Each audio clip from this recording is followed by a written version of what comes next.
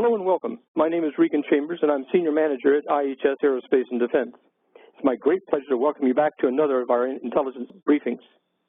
With the cost to train military forces rising, countries are turning away from bringing forces together in real-world exercises and toward modeling and simulation and training that enables live forces to train with virtual and constructive counterparts and platforms. MS&T is no longer limited to flight simulators or battlefield scenarios played out on computers with strange-looking avatars. Let me now turn the microphone to Julie Tilson. Thank you, Regan. So the forecast for military simulation-based training systems for the 2016 calendar year is projected at $12.2 billion, growing to $13 billion in 2017. For the 10-year window covered in IHS Jane's markets forecast, which is 2016 to 2025, the simulation market is expected to total nearly $122 billion. So simulation overall is a very cost-beneficial way to conduct training. In general, the cost to practice a skill or rehearse a mission in a simulator is about 5 to 10% of the cost of operating the actual equipment in a live training situation.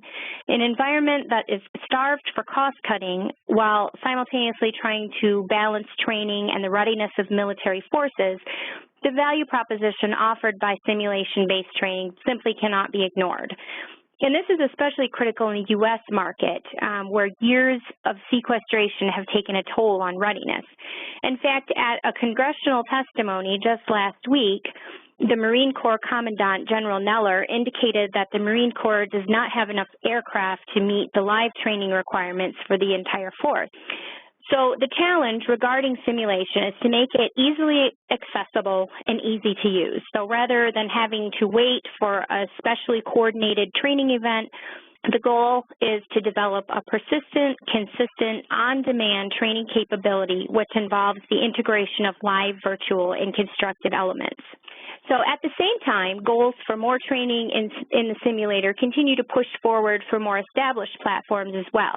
For example, a U.S. RDT&E budget program was recently completed for the C-130J training system, and the focus on this was collecting flight data to increase simulator fidelity so that more training could be offloaded to the simulator, thereby reducing O&M costs and freeing up the aircraft for the needed missions.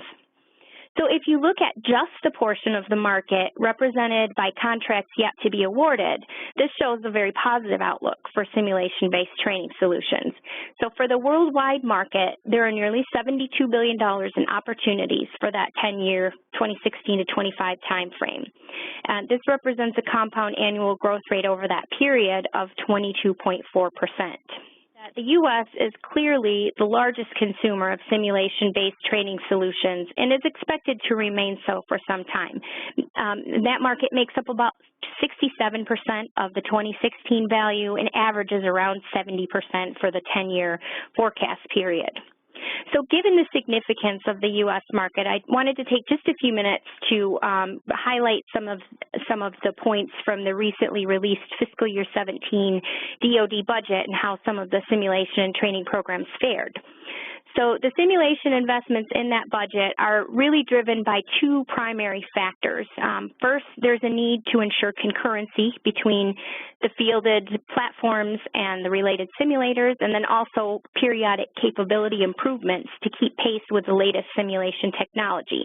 And then secondly, there's a need to continue developing training systems that are more immersive and realistic for the longer-term goal of moving more training into synthetic environments. The Army's top programs are all non-platform specific, so this suggests that the Army is taking a more holistic view of developing the next generation of training systems. For example, the Advanced Concepts and Simulation program supports the Army's vision of creating a realistic, synthetic battlefield environment that's applicable across a full spectrum of training needs, units, and locations.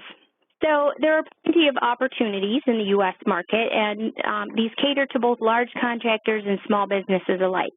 We don't have certainly enough time in this forum to cover all of them, but here are some of the highlights. The U.S. Army's existing Warfighter Field Operations Customer Support Contract, which is also known as the Warfighter Focus, that's currently led by Raytheon, and that contract is set to expire in 2017. The acquisition strategy for the subsequent opportunities is still being determined, but it's likely that there will be 2 programs that will be the follow-on efforts for providing O&M support for fielded Army training devices, as well as training services and support.